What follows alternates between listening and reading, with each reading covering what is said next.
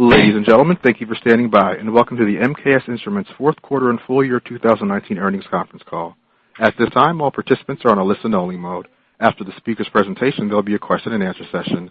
To ask a question during the session, you need to press star one on your telephone. If you require further assistance, please press star then zero. I would now like to turn the conference over to your host, David Rizek, Vice President of Investor Relations. You may begin, sir. Thank you, Kevin.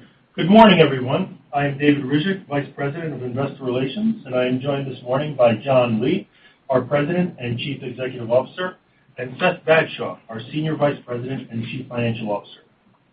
Thank you for joining our earnings conference call. Yesterday, after market closed, we released our financial results for the fourth quarter and full year of 2019. Our financial results and a schedule of revenue by market have been posted to our website, www.mksinst.com. As a reminder, various remarks about future expectations, plans, and prospects for MKS comprise forward-looking statements. Actual results may differ materially as a result of various important factors, including those discussed in yesterday's press release and in the most recent annual report on Form 10-K for the company and any subsequent quarterly reports on Form 10-Q. These statements represent the company's expectations only as of today and should not be relied upon as representing the company's estimates or views as of any date subsequent to today, and the company disclaims any obligation to update these statements. During the call, we will be discussing non-GAAP financial measures. Please refer to our press release included as an exhibit to a Form 8-K we filed yesterday for information regarding our non-GAAP financial results and a reconciliation of our GAAP and non-GAAP financial measures. Now, I'll turn the call over to John. Thanks, David. Good morning, everyone, and thank you for joining us today. MKS delivered strong fourth quarter revenue of $500 million, above the high end of our guidance range. Non-GAAP net earnings for the fourth quarter were $66 million, or $1.20 per share, which was also above the high end of our guidance range. Our strong results were driven by an improvement in our semiconductor market, which extended across our broad portfolio of differentiated products. Our advanced markets revenue was in line with expectations as our light and motion business remained stable with third quarter levels. Our equipment and solutions business declined due to seasonally softer volumes, which we highlighted during our third quarter call. As we enter a new decade at MKS, we're excited about three important secular trends driving both our semiconductor and advanced markets. First is the impact of a world that continues to be increasingly interconnected, resulting in an explosion of data storage, data transmission, and data analytics requirements. This drives continued growth for advanced memory and logic chip demand. Second is the increasing complexity of technology transitions in semiconductor manufacturing, which leads to inflections such as extreme vertical structures and process engineering at the atomic level. These inflections provide even more growth opportunities for MKS, as we are uniquely positioned to deliver the broadest and deepest portfolio of solutions. And finally is the accelerating need for laser-based precision manufacturing techniques, which are enabled by lasers, photonics, optics, motion, and systems solutions. We believe our long history and deep expertise in solving critical problems positions us well to address these challenges for our customers. Now for additional color on fourth quarter results.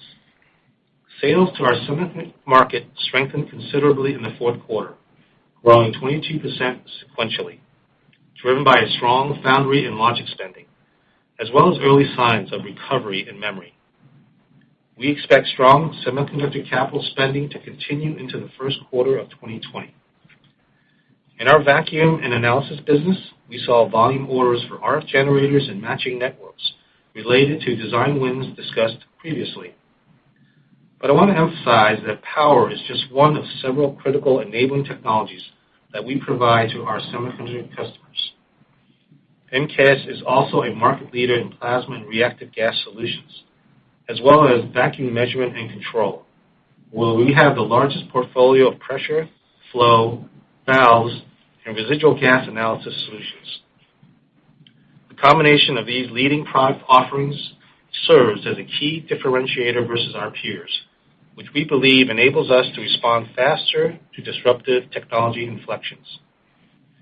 Also in the fourth quarter, we secured multiple design wins in our plasma and reactive gas business, particularly for leading-edge foundry nodes. In pressure, we received a key design win in a deposition application, owing to improvements in our technology at higher temperature operation.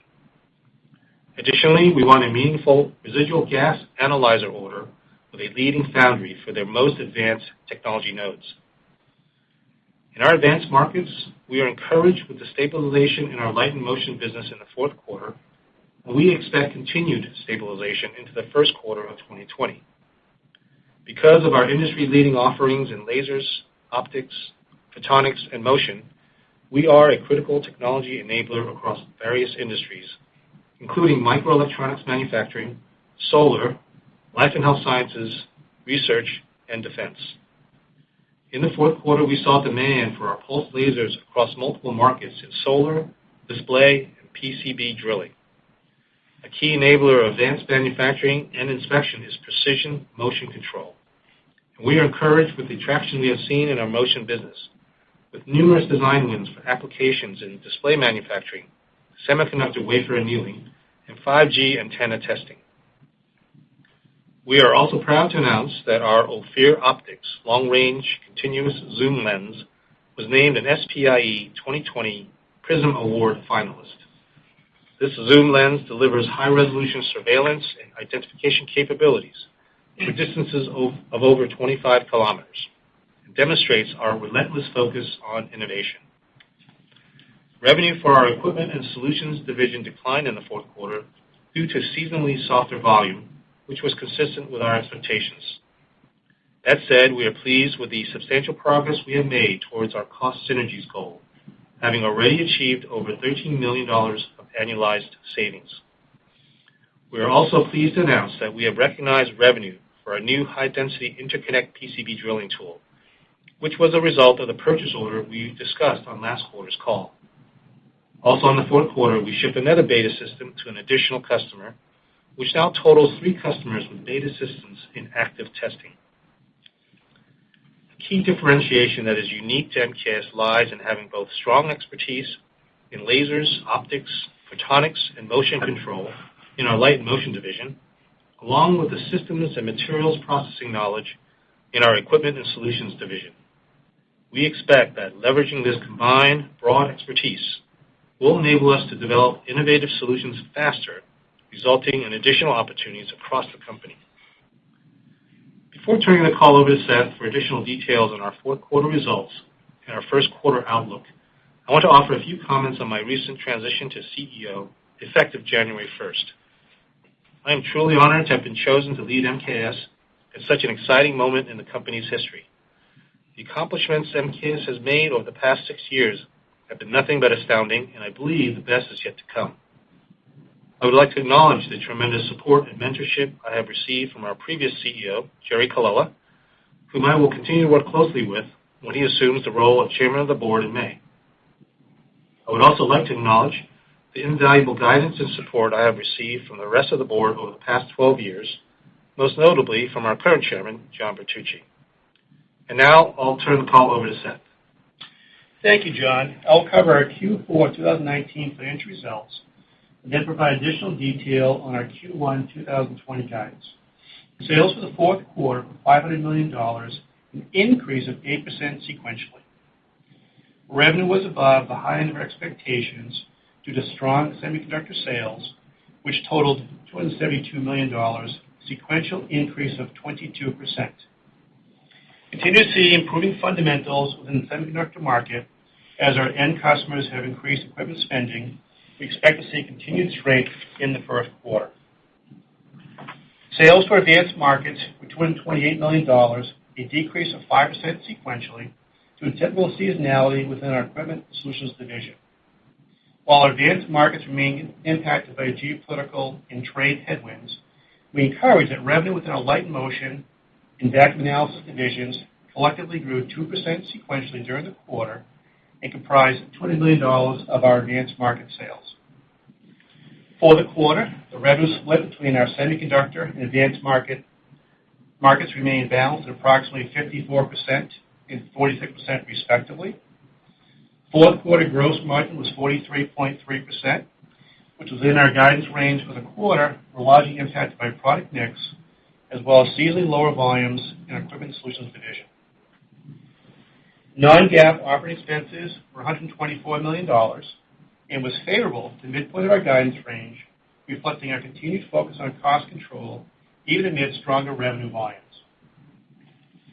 Fourth quarter non-GAAP operating margin was 18.4%, or 150 basis points favorable to the midpoint of our guidance, which highlights our core competency in managing our business with sustainable, profitable growth while driving strong operating leverage in our financial model. Non-GAAP net expense was $7.5 million, and our non-GAAP tax rate, which reflected a favorable geographic mix of income, was 19%. Net earnings for the quarter was $56 million, or $1.20 per diluted share. Integration of ESI acquisition continues to proceed very well, and to date, we've achieved over $13 million annualized cost synergies and are ahead of schedule in realizing our previously announced target of $15 million of annualized cost synergies. In the fourth quarter, revenue for the Equipment Solutions division was $43 million, which was within our expectations. As mentioned earlier, reflects typical seasonality within this business. Now turning to the balance sheet.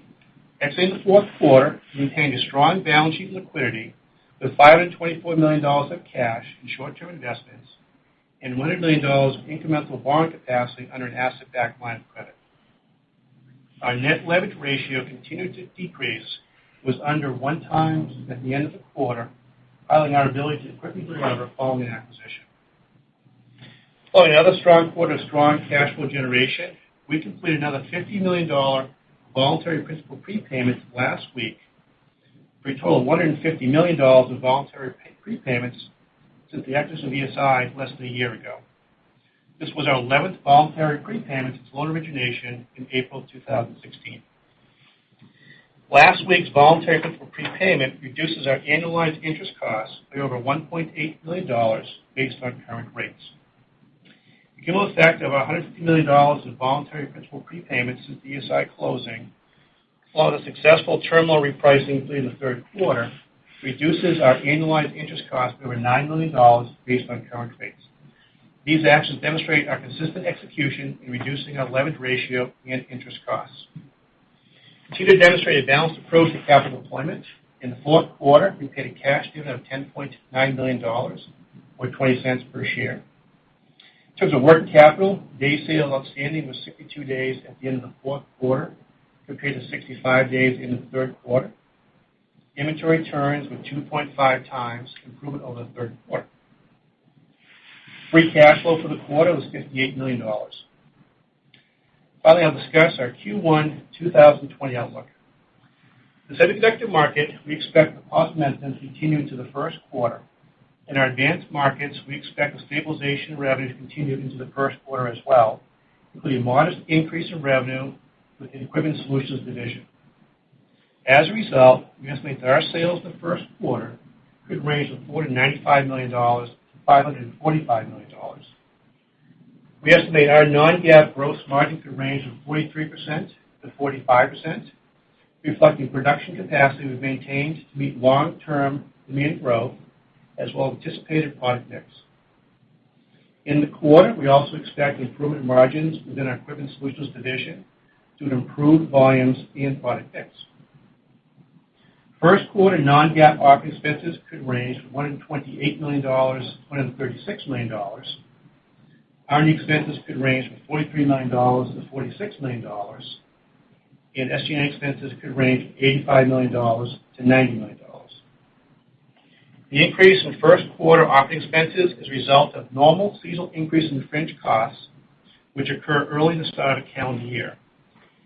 Looking beyond the first quarter, we expect our operating expenses to remain relatively consistent with first quarter levels as a result of anticipated wage increases in the second quarter, as well as continued target investments in R&D and SG&A. Non-GAAP net interest expense is expected to be approximately $6.8 million. and a non-GAAP tax rate is expected to be approximately 19%. Given these assumptions, first quarter non-GAAP net earnings could range from $63 million to $83 million, or $1.14 to $1.49 per diluted share. I can now turn the call back to the operator for Q&A. Ladies and gentlemen, if you have a question or a comment at this time, please press the star, then the 1 key on your touch-tone telephone. If your question has been answered or you wish to move yourself from the queue, please press the pound key. Our first question comes from Patrick Ho with Stifel. Thank you very much, and congrats on the nice quarter and outlook. John, maybe first off, in terms of the semi-strength that you're seeing, which is probably not very surprising, but given some of the complexities of manufacturing, particularly on the etch and deposition side of things that you mentioned earlier on the call, can you talk about some of these new wins that you've garnered, as well as potential increasing content intensity for MKS within these type of solutions for some of the manufacturing processes that you've talked about? Yeah, Patrick, thanks for the question. So there are a couple of areas that are driving these opportunities. One is, of course, what we've talked about in the past, which is continual increase in layer count for VNAND. And that obviously drives higher power content as these layers become much higher aspect ratio. So that's one big driver of power. But atomic layer deposition and even atomic layer etching is requiring some of the reactive gases that come from the plasma and reactive gas group. And so ALD and ALE is another growth driver, long-term growth driver we think gives us more opportunity. Great, that's helpful. Maybe moving to the advanced markets and the stabilization you're seeing there, maybe more specifically on the light and motion side of things, there's a lot of different markets those products serve. What do you believe will be the inflection point that'll drive, I guess, the positive turn in that segment of the business? Yeah, I think the geopolitical and trade headwinds, while they're not getting worse because there seems to be some thawing in the relationship between China and the U.S., that's the positive side, but it hasn't really gone back in terms of the original removal of tariffs back to the original levels. So those tariffs are still in.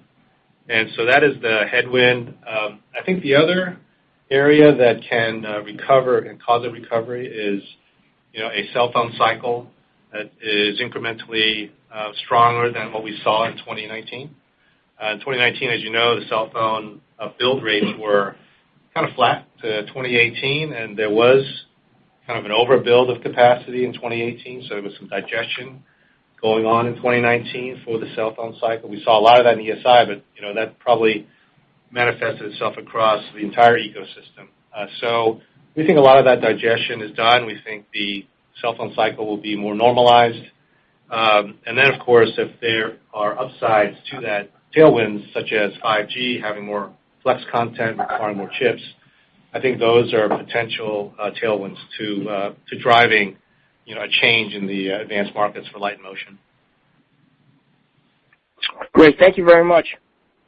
Thanks, Patrick. Our next question comes from Tom Diffley with D.A. Davidson.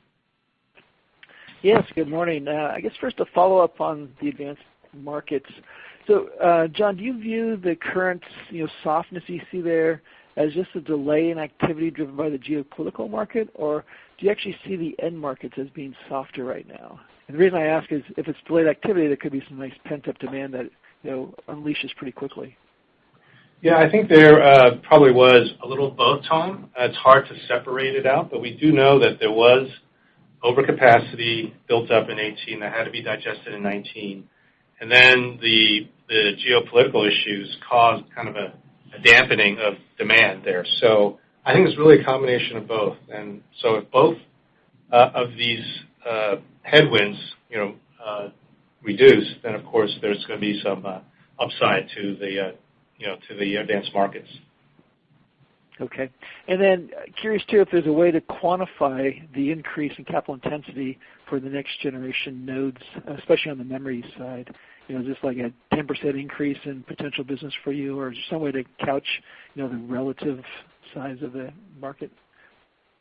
Yeah, I think our view of CapEx intensity for semiconductor has always been in that 10 to 12% of the semiconductor revenue. Every time it kind of exceeds that range, it kind of corrects, and every time it goes below, it kind of corrects.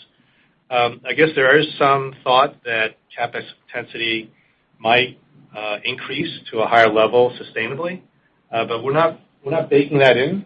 I think we're assuming it's still going to be 10 to 12% long term, and our historical share gains is really based on gaining that share, outgrowing the WFE with both share gains and broadening of our portfolio to other segments of WFE. Okay. And then maybe just a little color on the HDI rollout, how you see that over the next few quarters. Yeah, so as we talked about, we have now an additional potential high-volume beta customer testing there. And so right now, those customers are determining whether and how many tools they might need for the upcoming cycle, the cell phone cycle. We are working, obviously, hard to try to get other beta customers. We have customers continually running samples through the 3 regional application centers that we have in Taiwan, China, and Japan. So there could be potential for other beta customers in the future as well. Okay, and then finally for Seth, when you look at the interest expense of $6.8 million, does that fully capture the prepayment and the refinancing? Almost, Tom. I would say about $7.9 million non-GAAP interest cost per quarter would be the post the pay down from last week is what we're using internally. Okay, great. Pretty close, but we'll down a little bit. Yep, you're welcome. Again, ladies and gentlemen, if you have a question or a comment at this time, please press the star, then the 1 key on your touch-tone telephone. Our next question comes from Sidney Ho with Deutsche Bank. Great, thanks, and congrats on the solid results and guide. My first question is on the semi side. 4Q obviously much better than expected, and you mentioned continued strength in Q1. Just going back to Q4, when did you start seeing this upside for the quarter? I know you said it's foundry logic is driving that, but any color on products, geography, customers will be helpful. And do you think there is any kind of element of inventory refill at your customers at this point? And lastly, related to this, can you remind us what the lead times between your sales and maybe when your customers ship their products? Yeah, I'll take the last question first, Sidney. It's John. So, we're typically a month or 2 months ahead. Obviously, our customers have to order stuff from us to integrate into their tools. So it depends on the type of product. Some lead times are shorter, some lead times are longer. And then, we started seeing the uptick in semi in Q3, middle of Q3. That's what we talked about. I think your question is, when do we see additional upside to what we guided in Q4? And it's hard to predict. I think we just started seeing the strength continue, and that's why we're guiding Q1 to be even stronger. We're seeing that momentum. And we talked about in our Q3 earnings call that inventory in our customers had already burned down. That's why we saw that uptick in Q3. Okay, that's helpful. You also talked about memory CapEx. You're seeing early signs of recovery, and I think you may be one of the early companies that mentioned that last quarter. How would you characterize that recovery now? Are you actually seeing the increase in spending already? And how does that compare to maybe the past cycles? How broad-based is this recovery that you're referring to? Is it NAND, DRAM, and also maybe customers, geographies, like especially in Korea and China? Yeah, I think we see that it's mostly VNAND driven. I don't think that's a surprise. And then, it's difficult to determine where it goes. We go to the OEMs, we ship stuff to the OEMs, and then they ship to various regions. There are a couple of different fabs that have publicly said they're adding capacity for VNAND. And so, those are the same fabs that you read about as well. Okay. And maybe lastly, still staying with the semi side, maybe beyond the first quarter, can you talk about your expectations for the full year? In the past cycles, I think you grew more than like 30% in the first year of the recovery. Is it fair to expect that to happen to the semi business this year as well? Yeah, it's hard to predict. In general, we tend to do a little better on the way up because our OEMs are pulling in inventory and replenishing. And then on the way down, we do a little worse. On average, though, we've been able to grow 200 basis points above WFE CAGR. And so we expect that to continue.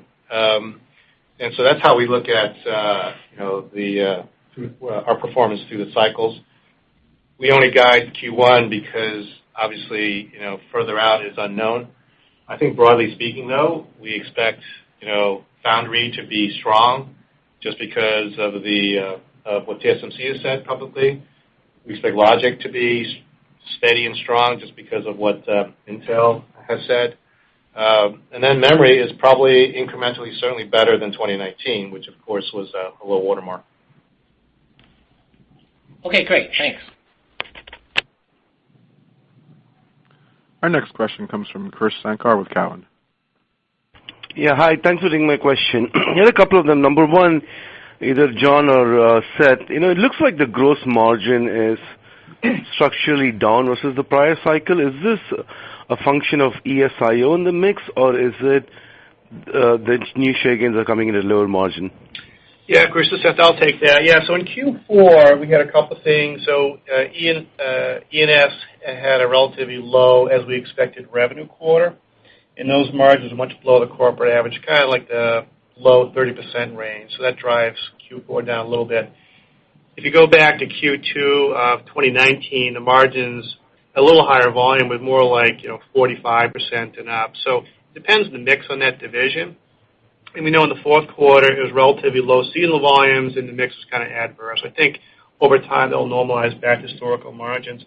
Then a little bit of mix in the fourth quarter across the other two divisions as well. It was probably like 80 basis points. So if you kind of take the 43.3, figure 80 basis points of mix, and then and if E&S was back to kind of normalized margins, you get up to the 45% range in the quarter. It's kind of how I looked at it internally.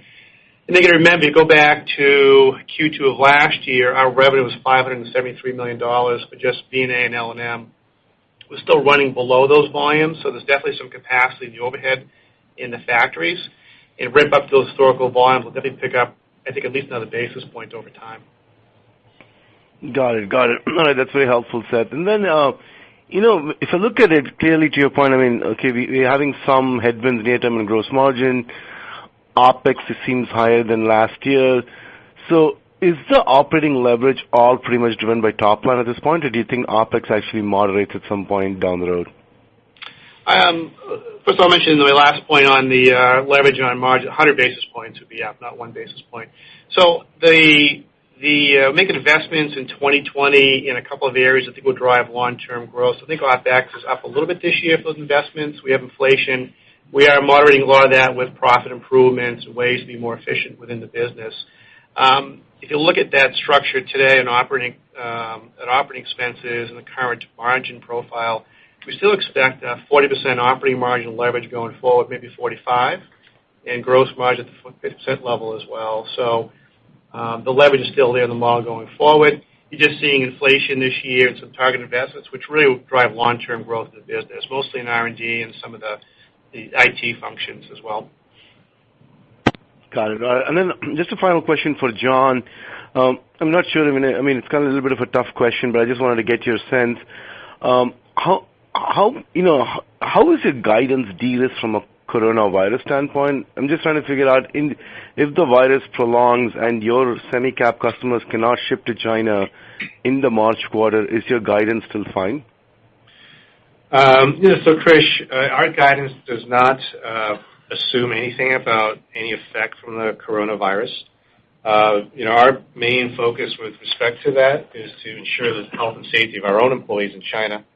And so we have taken steps there to make sure they're safe. We have aligned ourselves, obviously, with any kind of government directives from China, as well as directives from CDC in the U.S. and the World Health Organization. So we're monitoring closely, but our first priority there is the health and safety of our employees. But the guidance does not assume anything about any effect of the coronavirus on CapEx expenses or anything like that, or expenditures. Got it. All right. Thanks a lot, John. Thanks, Seth. Yep, you're welcome. Again, ladies and gentlemen, if you have a question or a comment at this time, please press star, then the 1 key on your touch-tone telephone. Our next question comes from Amanda Scarnati with Citi.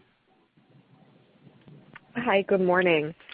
Just a clarification on sort of the timeline of expected revenue in HDI going from sort of beta projects at those customers to revenue generation, and what should we use to kind of measure this going forward? Yeah, man, it's John. I'll take that. So, as you said, there's 3 beta customers currently. They're testing those tools, and they are qualifying processes for their customers. And then the question really is, whether they get the order from those customers, and then how much of the need they would like to buy from us versus incumbents. And so that's a little harder to predict. But I think if we had multi-unit orders from a customer, whether it's 5 or 10, that is a great sign that they're committed to us in the near term, and then even a better sign that next year those numbers could increase for that particular customer. So this year the real focus is on beta sites, getting a couple or 2 or 3 multi-unit orders of whatever size. I think the multi-unit order just tells us and signals us that we made some progress. So that's the way I would look at it, Amanda. So if I look at sort of the progression of the ESI business in 2020, it's more sort of just a PCB recovery story.